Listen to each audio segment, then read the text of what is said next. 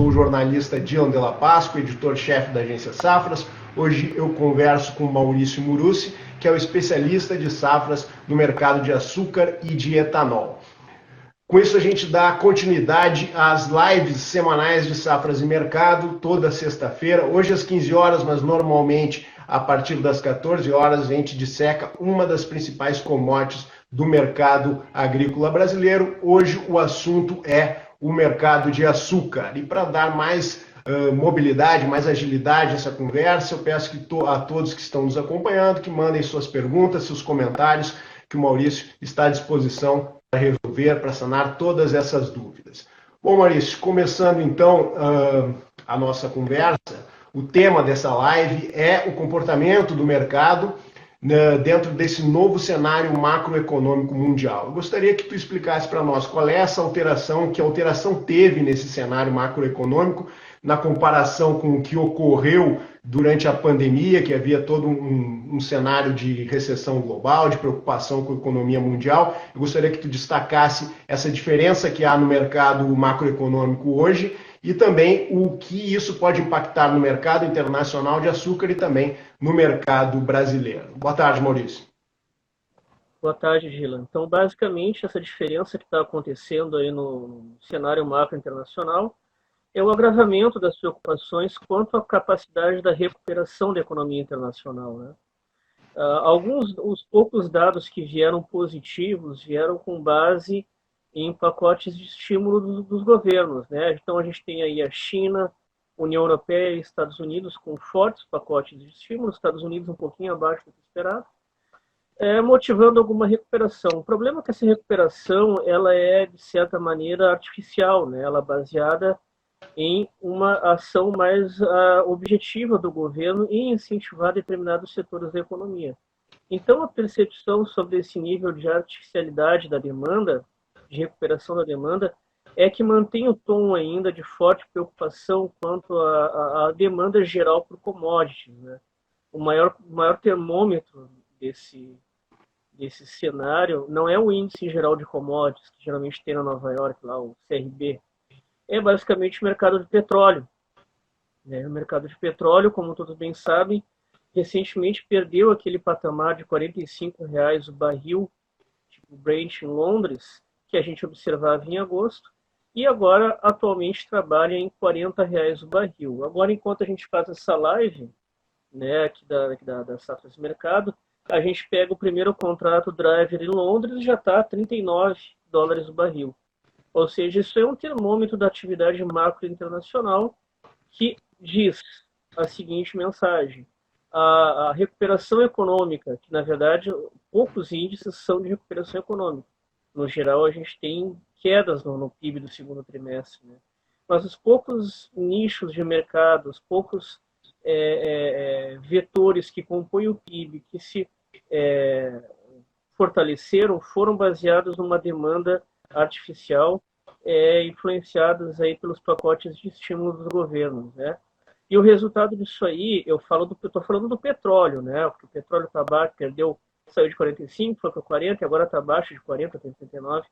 Mas o detalhe é o seguinte, são três leituras. O petróleo reflete o macro internacional como um todo, e isso a gente deriva para a demanda de açúcar, ou seja, se o macro internacional como um todo vai estar sobre uma ótica negativa, isso quer dizer uma demanda por açúcar cada vez mais baixa.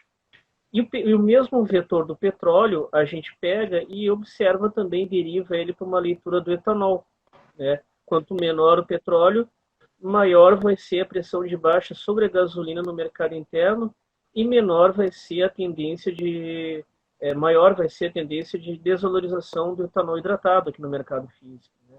Então, essa questão da leitura macro, pegando o petróleo como termômetro, a gente deriva e ele bate forte tanto no açúcar quanto no etanol, cada um pela sua ótica de análise, né? Mas o vetor, evidentemente, ele é negativo. Bom, Maurício, nesse início de mês, a Organização Internacional do Açúcar ela fez uma revisão drástica nas suas previsões, principalmente em relação à temporada 2019-2020. Ela vinha trabalhando com um déficit de 9,3 milhões de toneladas e diminuiu essa previsão de déficit para 136 mil toneladas. Que fatores que determinaram essa mudança nesse relatório e se esse relatório de alguma forma chegou a surpreender, te surpreender e surpreender o mercado? Bom, basicamente a argumentação desse relatório, o que ele trouxe, né? Ele trouxe uma inversão do quadro. Ainda não houve uma inversão, mas houve uma forte neutralização do quadro aí de déficit, né? Ele esperava um déficit ao redor de 9 milhões e agora está na faixa aí dos 700 mil toneladas, né? Ou 0,7 milhões. Então a gente caiu de um patamar de 9 para 0,7 milhões de toneladas de déficit, tá? Então há uma forte neutralização de déficit, baseado em queda na demanda, né? Queda na demanda e elevação na oferta. Isso foi muito alardeado no clipe de notícias aí, toda a mídia comentou esse cenário, né, que vai sobrar mais açúcar, então vai ter uma pressão de queda nos preços. Então Nova York, a partir disso aí, já estava em movimentos de baixa. Na verdade, isso não surpreendeu nós aqui da Safras e Mercado. A gente, desde maio desse ano, lembrando que esse relatório da OIA, Organização Internacional do Açúcar, né, saiu agora no início de setembro. Tá? Saiu agora no início de setembro.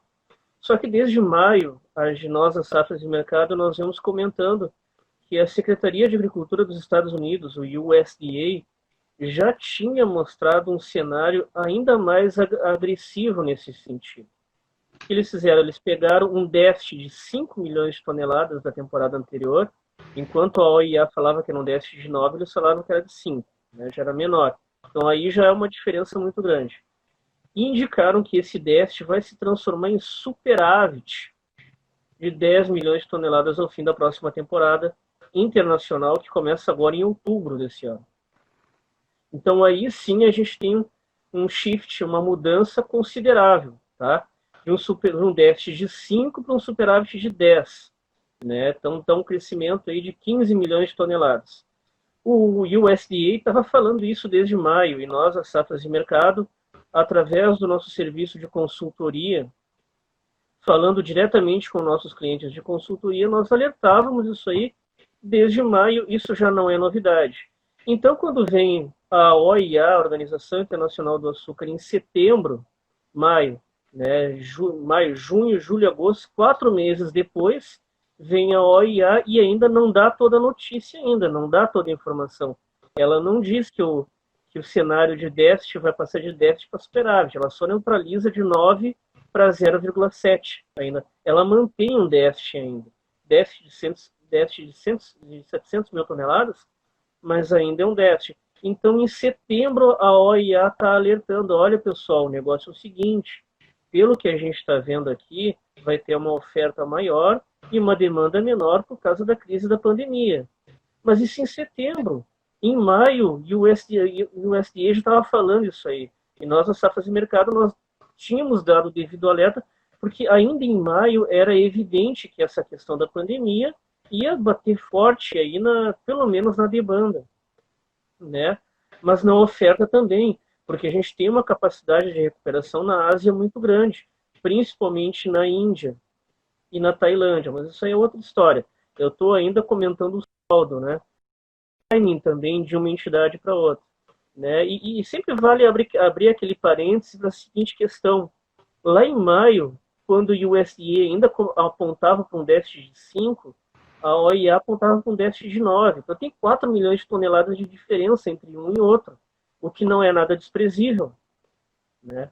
Então eu já ouvi comentários também, já ouvi no clipe de notícias, a metodologia de uma é diferente da metodologia de outra. Na verdade, não é uma metodologia tão complexa, tão complicada. É simplesmente são cálculos de soma. Soma toda a oferta, diminui toda a demanda e vê o quanto sobra, né? Então, até na quantidade, até quando as duas entidades convergiam para o déficit, isso lá em maio, esse déficit não era assertivo entre ambas. Uma falava que era 9,8, se eu não me engano, a OIA, né? E o USDA falava que era 5. Agora é o seguinte, o USDA falou, não, safra que vem, agora que vai começar, o fim dela vai ter um superávit de 10. Aí só em setembro que a OIA está comentando, não, pois é, agora vai ser... A OIA, isso que a OIA tem relatórios trimestrais e o USDA são semestrais. Então, em tese, daria tempo de ter mais uma assertividade com a OIA, o que a gente não tem. Não há nada de assertividade, pelo menos nesse sentido. Agora, a tendência é que, aos poucos, ela vá calibrando essa mudança no cenário, no balanço de oferta e demanda internacional. Ou seja, ela não partiu direto de um déficit de 9 para um superávit de 10. Puxar 20 milhões de toneladas do nada, assim, de açúcar, naquele quadro de balanço de oferta e demanda. Não, ela está indo gradualmente, ela está tendo uma gradualidade. Primeiro neutraliza o déficit de 9, que foi o que aconteceu, sai de 9 para 0,7, aí a partir daí é trabalhado algum nível de superávit. Né? O USDA está falando em 10. Provavelmente eles talvez cheguem no máximo a 5 milhões de toneladas. Né? Lembrando sempre que sempre há essa divergência assim, em quantidade de volume.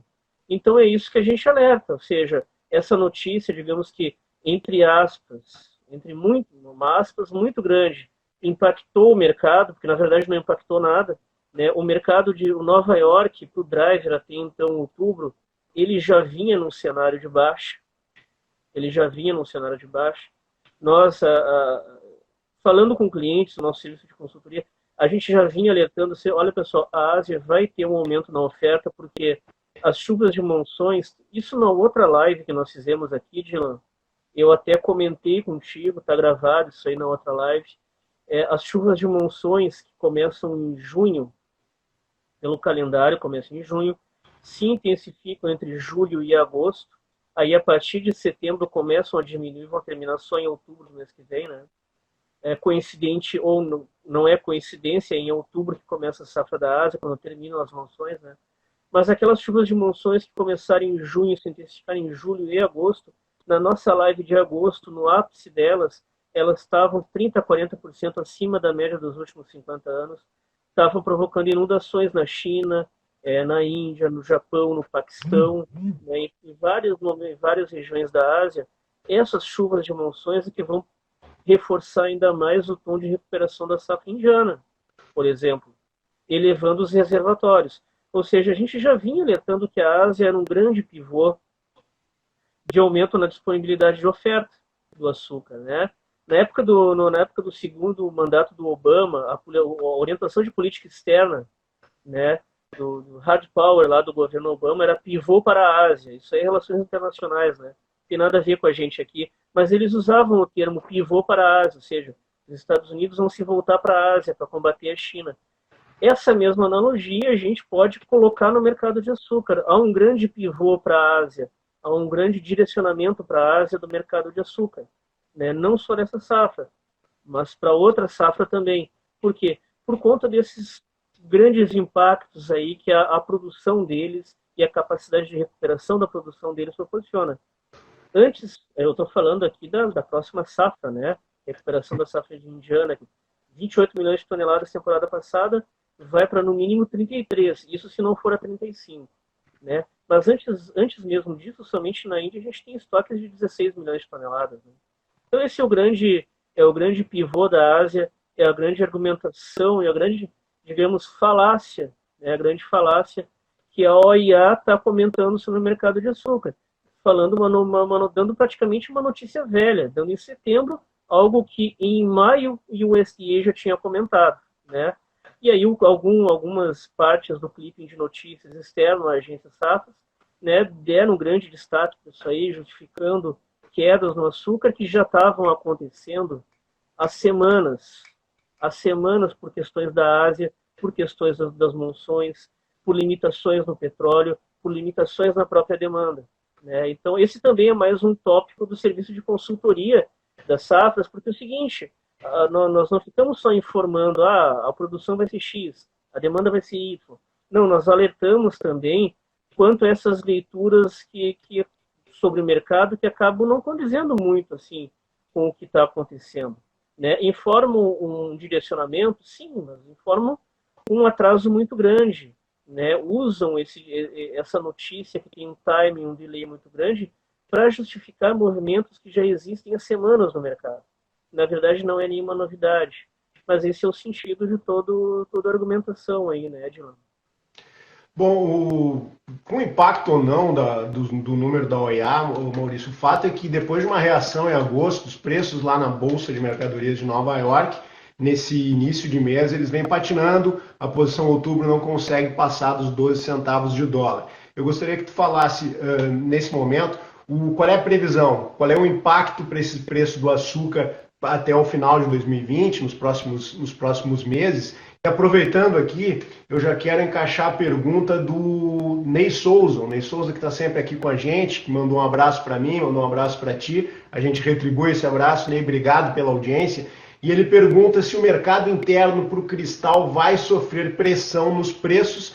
Então eu gostaria que tu falasse desse preço em Nova York que não reage, a expectativa para esse preço no curto prazo ou nos próximos meses e também esse impacto sobre o mercado cristal no Brasil, atendendo a pergunta do Ney.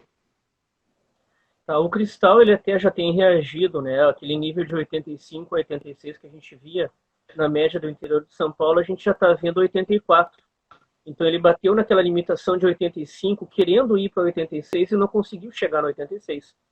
Ficou no 85 e agora já está em 84.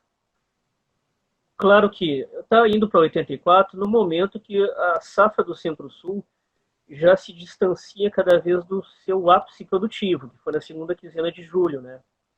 Então, esse nível de 84, por mais que ele reflita os impactos de Nova York, que evidentemente estão ocorrendo, tem uma limitação, ou seja, por mais que seja negativo o cenário lá externo, a entre-safra aqui do Brasil não vai deixar que esse 84 se transforme em um 81, num 80, num 79. Não, a gente tem um suporte, assim, para o pior dos cenários, 72 a 72, não, 82 a 83, no curto prazo agora para setembro.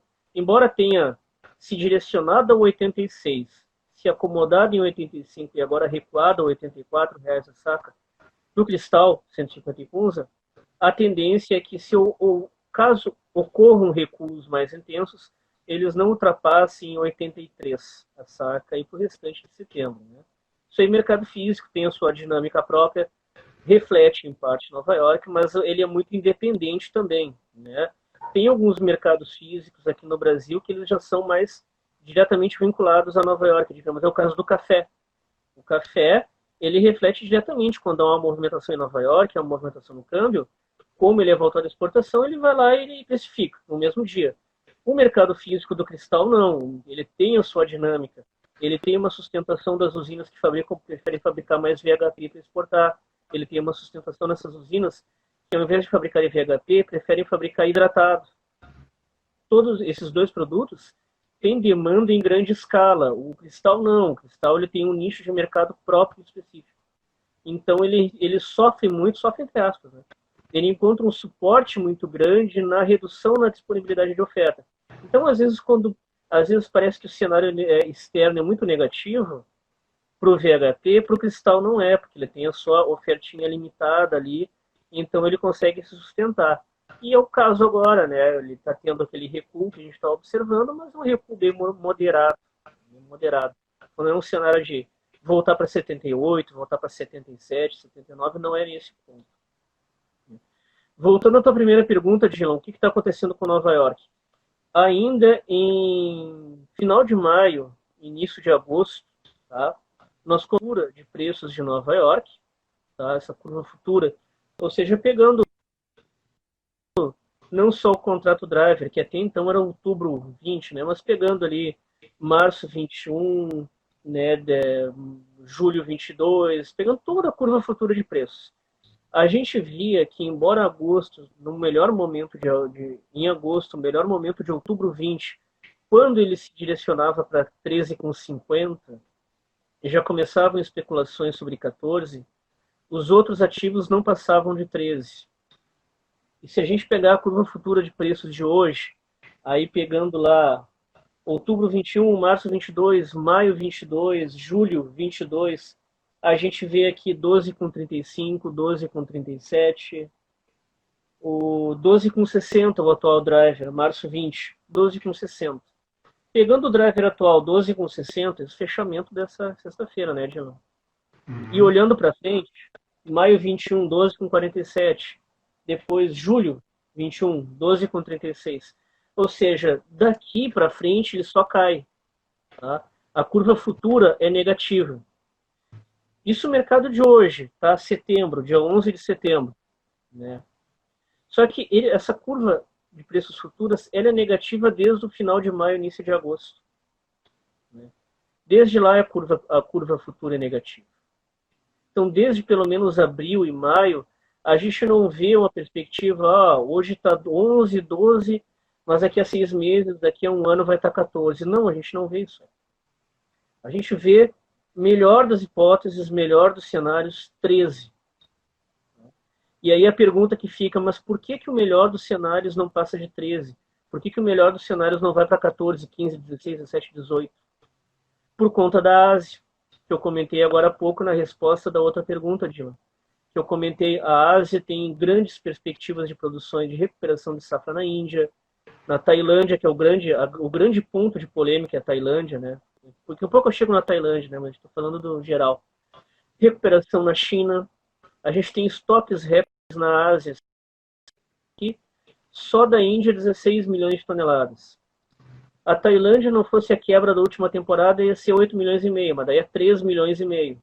A China, mais 4 milhões e meio de toneladas. Né? A Índia, que nem eu comentei, agora 16. Olha para a Austrália e Paquistão, cada uma lá com seus 3,8, 3,5 milhões. Até mesmo na entre safra eles têm estoques recordes. E se a gente olhar para a Índia, isoladamente para a Índia, os estoques deles tendem a ser maior ainda, porque a demanda interna não está crescendo, porque por conta da crise, por conta da pandemia. Né? O PIB do segundo trimestre da Índia foi o PIB mundial que mais teve queda. Foi 23,9% só no segundo trimestre, quase 24%. Isso foi a queda no PIB da Índia no segundo trimestre desse ano. Enquanto o Brasil caiu 9%, a Índia caiu praticamente 24%. Foi a maior queda trimestral. O que essa queda no PIB é? Queda na demanda do açúcar. O que ela reflete, né? Não é o motivo, né? A queda na demanda do açúcar não é o motivo. O que ela reflete? Queda na demanda interna do açúcar. O que é a queda na demanda interna lá do açúcar? Estoques elevados, a indústria lá, as usinas com alto grau de vinculação política, conseguem fazer o governo da Índia renovar o pacote de subsídios a exportações para 6 milhões de toneladas, acima até do que o mercado esperava, 5 milhões de toneladas. Ou seja, é o tamanho do nível de vinculação política das usinas da indústria da Índia com o governo indiano. O governo da Índia enfrenta praticamente um desastre macroeconômico e fiscal, queda de 24% no PIB, só no segundo trimestre. Tem o terceiro ainda, tem o quarto. Né? Vamos ver o que vai acontecer. Mas só no segundo já deu uma paulada de 24% de baixa. E ainda assim, eles renovam os subsídios para exportação. O que é subsídio? É gasto fiscal, é o governo bancando os custos de produção, custos de frete, né, da usina para o porto e do porto até o comprador final, custo de marketing. A usina quer fazer uma campanha, fazer um anúncio bonitinho para divulgar nosso produto lá, o governo paga. Né? Paga enquanto o PIB cai 24%. Né? Então, esse é o cenário. Então, tudo isso aí, toda essa questão de recuperação da safra, as monções com bastante chuva para elevar reservatório, estoques em alta e usinas lá fazendo lobby com o governo e conseguindo para ampliar a exportação, tudo isso aí é vetor de baixa para o mercado de açúcar e por isso que a curva futura de preços tem uma inclinação negativa desde abril, mas a gente comenta desde maio, mais ou menos, quando ficou mais evidente. E por isso que o preço do açúcar não reage, por todos esses motivos. E aí, não reagindo lá, bate no etanol aqui e bate no mercado físico aqui também. Bem, bom, todas essas informações, Maurício, essas avaliações que a gente vem fazendo ao longo desse ano, com esse ano bem complicado, que teve a questão da pandemia, tudo isso você tem lá na nossa plataforma de safras. Eu faço o reforço do convite para que quem está nos assistindo aqui essa conversa com o Maurício, acesse o nosso site safras.com.br e peça uma demonstração. Lá você vai ter o acompanhamento diário dessas mudanças, desse perfil do mercado de açúcar. Bom, Maurício, vou trazer um pouco a conversa agora para o mercado interno. Na quinta-feira, a União da Indústria de Cana-de-Açúcar, a Única, divulgou o seu número atualizado dos dados de produção do Centro-Sul e indicou uma desaceleração na moagem de cana. Eu queria que, além de falar dessa desaceleração que motivou essa queda, eu queria que tu fizesse ainda uma avaliação desses números da Única e o que mais pode ser, o que mais te chamou a atenção nesses números que pode impactar no mercado.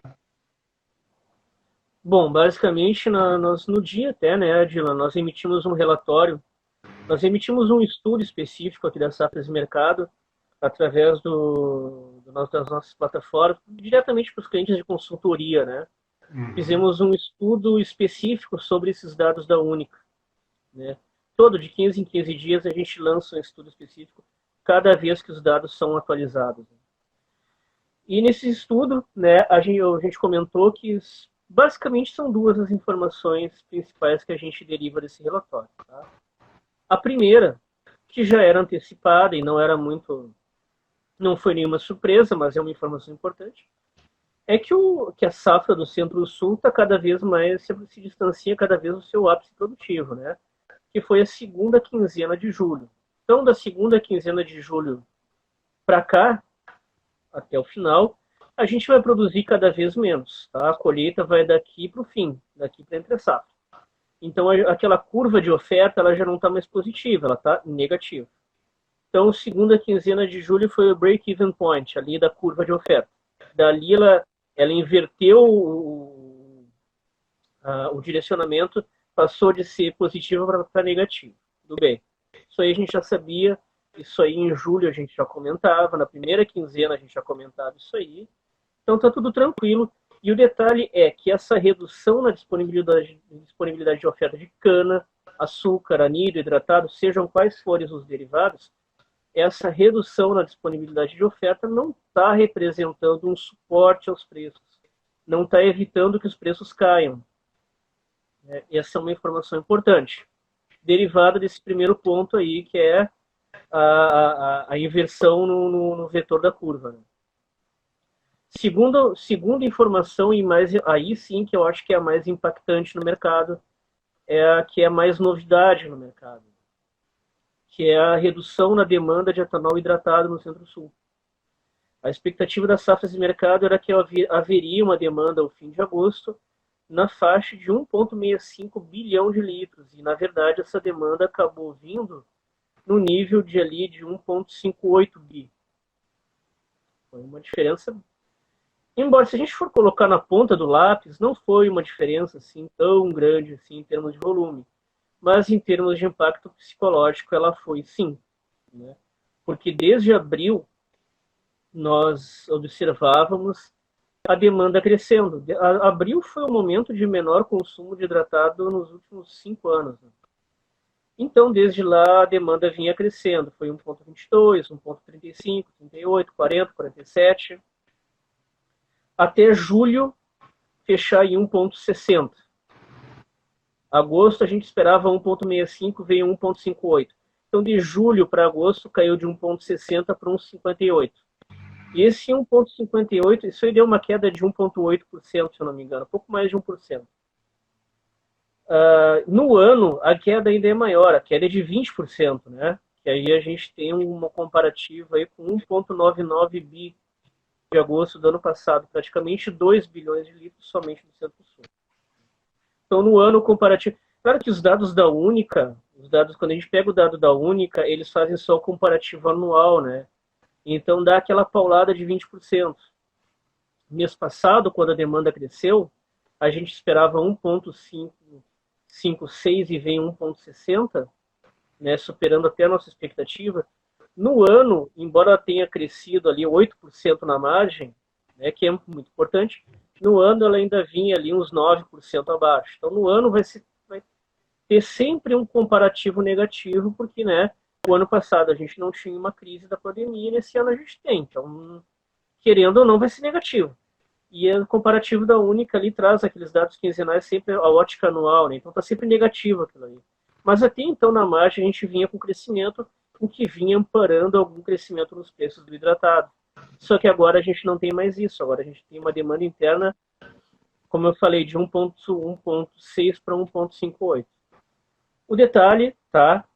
Olhando isso isoladamente, a gente pode olhar pelo copo meio cheio ou copo meio vazio, né? Sempre aquela metáfora que a gente pega ali na economia, né? O copo meio cheio, meio vazio. Tem gente que olha pelo copo meio cheio, ou seja, um ajuste pontual na demanda, caiu de 1,6 para 1,58, tudo bem, né? 200 milhõezinhos de litros ali abaixo, isso pode ser recuperado no outro, né? O governo de São Paulo está estudando retomada das aulas, estão estudando retomada das atividades, a circulação de veículos continua. Ajuste pontual pode ser revertido, não despencou, não caiu do precipício, evidentemente, que nem aconteceu em abril, né? Foi só um pequeno ajuste de baixo que pode ser corrigido. Isso quem olha pelo copo meio cheio, entre aspas. Né? Mas tem a galera que olha pelo copo meio vazio. Pega isso aí. Primeira queda desde abril. Abril é o fundo do poço. Né? Então, primeira queda desde abril. Eu pego isso aí e coloco junto a informação do petróleo que eu coloquei agora há pouco no início do áudio. Perdeu 45, passou reto nos 43, se acomodou um pouquinho em 40 e agora está em 39. Barril em Londres, né? Dólares o barril em Londres, tipo Brent. Então eu pego essa informação, queda na demanda de hidratado, queda no petróleo, a gasolina somente nessa segunda semana de setembro teve 2 ajustes de baixa, o primeiro de 4,95%, né? Uma paulada. A gente pega isso aí, usina precisando de caixa no curto prazo, né, semana de pagamentos que aconteceu até a semana passada, precisava de dinheiro rápido, entrou vendendo, né, soma isso aí, pega todos esses vetores, coloca estoques, os estoques de etanol estão acima do crescimento na margem, crescimento no ano, e geralmente 10 a 15% acima da média dos últimos 5 anos, da média histórica de longo prazo. Então a gente tem estoque elevado, demanda baixa, gasolina baixa, petróleo continua caindo, né? Usina precisando de dinheiro para custo operacional de curto prazo, aumentando sua disponibilidade de venda. Então a gente pega o etanol hidratado aí, que uma curva de expectativa do preço futuro do hidratado para o mercado spot, que em Paulínia, no mês passado, em agosto, a gente estava vendo indicações de 2,55, 2,45 litros, indo para 2,50. Hoje a gente vê 2,27, 2,33. Ou seja, não só o preço físico praticado no mercado atual caiu, mas também as indicações futuras dele, lá para o ápice da entre-safra. Então, o ápice da entre-safra janeiro e fevereiro, que a gente via 2,45, 2,50, hoje a gente vê 2,27, 2,30. Máximo, melhor cenário, 2,33. Então está tudo caindo para o hidratado. Este é o padrão novo do mercado físico. Pega todos esses vetores de baixa, que eu comentei agora há pouco nesse áudio, e refletem esse cenário. No meio de todo esse conjunto de baixa, claro que alguém pode pensar que, né, a demanda interna caiu de 1,6 para 1,58, é pouca coisa, não quer dizer muito. Claro, essa informação isolada, sim, mas a gente soma com todo o resto, não tem como sustentar nenhuma estabilidade no preço, né? Muito menos um crescimento. Esse é o cenário, né, John? Esse é o cenário para o etanol. E vamos falar um pouco do açúcar, né? Os preços, eles seguem firmes no mercado interno, apesar de uma produção estimada em 39 milhões de toneladas pela Conab, né? Esses preços internos eles continuam firmes. Eu queria que tu explicasse por que esse comportamento, o que motiva esse comportamento, essa firmeza nos preços, e também, assim como tu traçou para o etanol, traça esse cenário para o açúcar também, por favor, Maurício. Tá, o mercado do VHP, falando no mercado de exportação, ele tem pouca disponibilidade, eu diria que tem nenhuma disponibilidade de oferta, apesar dessa produção recorde. Né, porque muito já fora fixado em fevereiro e maio desse ano. Em junho a gente já não tinha mais nada dessa safra, a safra atual, 2020-2021, para fixar, a gente não tinha mais nada. e já estávamos começando a fixar os produtos, o açúcar aí para a próxima temporada, né? O açúcar para a próxima temporada. E aí, o que, que acontece? De lá para cá, a gente vê um mercado ainda mais voltado a fixações de preço, né? Do VHP, a gente está falando do VHP, né? Por quê? O que, que a gente encontra? Qual é o substituto imediato do VHP para a usina? Ou ela fabrica VHP quando ela está pensando na larga escala, né? Ou ela fabrica VHP ou ela fabrica hidratado. E agora há pouco que eu falei do hidratado. O cenário do hidratado está complicadíssimo. Então ela vai se voltar para o VHP. Só que essa safra agora ela já vendeu toda. Então o que resta para ela é vender a safra que vem. Então, os compradores que estão querendo comprar açúcar para entregar nesse ano ainda não encontram mais. Tá? Quem queria comprar açúcar para entrega esse ano tinha que ter feito isso em fevereiro. No máximo até maio. Não fez em maio, tu compra açúcar só para o ano que vem. Esse é o detalhe. Então, por isso que os preços imediatos estão sustentados. Mas Nova York, os dados de negativos que eu falei agora há pouco aqui, é o vencimento mais próximo a março 21. Né? Março 21. Então, o açúcar agora é só para o ano que vem, né, Dylan? E tem outros dois detalhes importantes. A gente está tendo ainda cotações com a tela outubro 20, que é a primeira tela de Nova York, mas ela não é mais o contrato driver. O contrato driver é março 21, que tem um volume maior de posições em aberto. Isso aconteceu no início dessa segunda semana de setembro. Um detalhe que a gente já tinha antecipado também nos nossos relatórios, ainda em agosto, ainda no início de agosto, que haveria essa inversão do contrato driver da primeira para a segunda tela. O detalhe é que o patamar de oscilação da primeira tela, outubro 20, para a segunda, março 21, não era o mesmo. Esse é o grande detalhe. Havia, pelo menos até o início da primeira semana de setembro, uma diferença de 100 pontos entre março 21 e outubro 20. Ou seja, março 21 oscilava 100 pontos acima de outubro 20. E aí a gente comentava, olha só que interessante, né? Isso em contato direto com o cliente de consultoria, tá, Dylan? Olha só que interessante.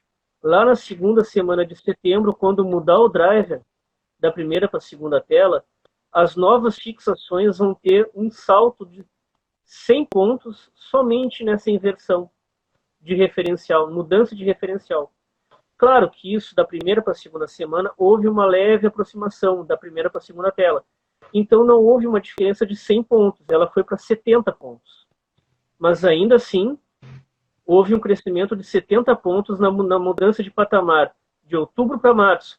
Então a usina que deixou para fixar na segunda quinzena de setembro, fixar pelo driver, genericamente, vou pegar o driver de Nova York e vou fixar, conseguiu 70 pontos.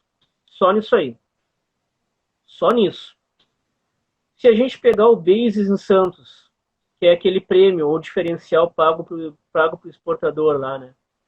Em agosto, a gente tinha um cenário, foi o mês inteiro de agosto, de diferencial, tá? Do Basis em Santos. Oscilou entre menos 14 a menos 12 pontos abaixo do driver de Nova York. Tá? Menos 14 a menos 12. Isso para embarque imediato lá em agosto. Só que os embarques imediatos agora em setembro não estão entre menos 14 a menos 12. Estão entre menos 7 a menos 8 abaixo de Nova York. Ou seja, a gente tinha um patamar de negociação que estava menos que o driver, agora a gente está só menos 8 abaixo do driver. Ou seja, as negociações estão mais próximas do driver. Antes estava menos 14, menos 12, agora está menos 8, menos 7. Bem mais próximo. Os descontos estão menores, né? Antes a gente tinha 14 a 12 de desconto, agora a gente tem só 8 de desconto. Sob o driver. E qual é o driver? É esse mesmo driver que a gente comentou que teve uma valorização entre aspas, né? Mudança de patamar da primeira para a segunda tela de 70 pontos. Era para ser 100, mas não foi tudo não. Foi 70. Então a gente teve dois cenários legais assim, para o exportador. Primeiro, o driver mudou de patamar de 70 pontos, mudou 70 pontos de patamar para cima, e depois o driver reduziu seus descontos, mais ou menos no nível ali de menos 12 para menos 8 pontos ali, né? Então, cenário extremamente favorável para as exportações. E é por isso que a gente tem comentado que os níveis de fixação lá para o VHP, para essa safra a gente não encontra mais, a gente encontra para a safra que vem, está no nível ali de 7 milhões de toneladas, indo para 8 milhões ao fim de setembro. Lembro que a gente terminou agosto com 5 milhões. A gente terminou agosto com 5 milhões e a expectativa é que termine setembro com 8 milhões e atualmente a gente está em 7 mais ou menos. O único vetor, rapidamente, que só para te passar a palavra, tá, Dylan? O único vetor que eu não diria que atrapalha, ele é neutro, é o dólar. O dólar está num ponto de equilíbrio de 5,30. Estudos também que a gente já passa para os clientes de consultoria, há pelo menos uns 2 meses aí a gente alerta esse ponto de equilíbrio de 2,30, máximas 2,65, né, mínimas 2,15, mas ponto de equilíbrio aí 5,30. Então o câmbio no ponto de equilíbrio de 5,30 ele é um vetor neutro. Quer dizer, ele não vai atrapalhar a exportação, mas também não é aquele câmbio favorável lá de 5,60, 5,80, R$6. Né? Aí seria uma maravilha para o exportador, né? Ignorando a inflação interna aqui, mas para o exportador seria bom. Né? Claro, a gente não vê isso, mas também a gente vê um ponto de câmbio equilibrado em 5,30. Não é aquela situação meio complicada de abaixo de 5, 4,98, 4,95, que reduz muito. É um meio termo, é uma coisa neutra, não atrapalha.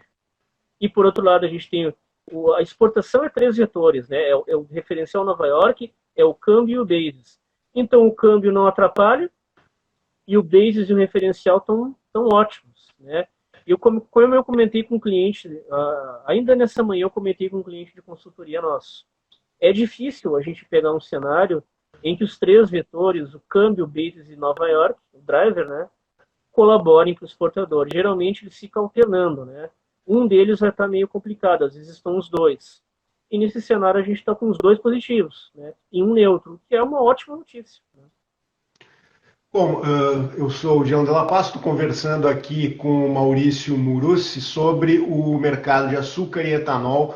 O Maurício já fez um quadro sobre a tendência dos preços do etanol, agora acabou de falar sobre as tendências do preço do açúcar, também fez um cenário da pressão externa que vem impactando sobre o mercado de Nova York, a oferta excessiva dos países da Ásia, já pintou todo esse quadro, já desenhou todo esse cenário. Então a gente vai encaminhando para o final dessa live, já teve toda essa explicação do mercado externo, o impacto sobre açúcar e etanol no mercado interno. Eu gostaria então, Maurício, para encerrar, para a gente dar um cenário para a nossa audiência, para quem está acompanhando essa live, gostaria que tu traçasse alguns pontos objetivamente do que o mercado, do que o agente que está trabalhando no mercado nesse momento precisa ficar atento nos próximos dias para a gente encerrar esse bate-papo. Ficar atento à fragilidade do mercado interno de etanol, ficar atento ao cenário positivo para o VHP no equivalente interno aqui no Brasil, por conta do que eu falei agora do basis e de Nova York, relativamente positiva Nova York, né? Ele teve aquele crescimento ali, mas ele também tem a sua limitação nos 13, né? O detalhe do basis, novembro a gente já tem um basis 9 pontos acima de Nova York, novembro vai estar melhor ainda.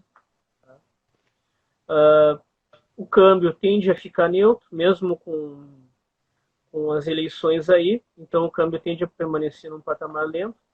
O detalhe para a usina EVA é a fixação de VHP. Tá? A gente tem a Nova York relativamente boa, embora não esteja nos seus melhores momentos, mas também não está nos seus piores. Câmbio equilibrado e bases colaborando. E o etanol hidratado cada vez mais fragilizado aí, com uma demanda limitada, uma demanda complicada de se manter em crescimento sustentável. Né? A questão da pandemia não tende a passar daqui para o mês que vem. Provavelmente a gente vai entrar no primeiro trimestre do ano que vem ainda sob forte impacto desse cenário. Então, daqui até o primeiro trimestre do ano que vem, a gente vai encontrar o etanol hidratado fragilizado em termos de demanda e em termos de precificação. Né? Não dá para ignorar esse vetor, não dá para fugir disso aí. Então, a válvula de escape da usina é o VHP, querendo ou não o VHP. A notícia boa é que o Basis, que hoje está 7 a 8 pontos abaixo, em novembro vai estar 9 pontos acima.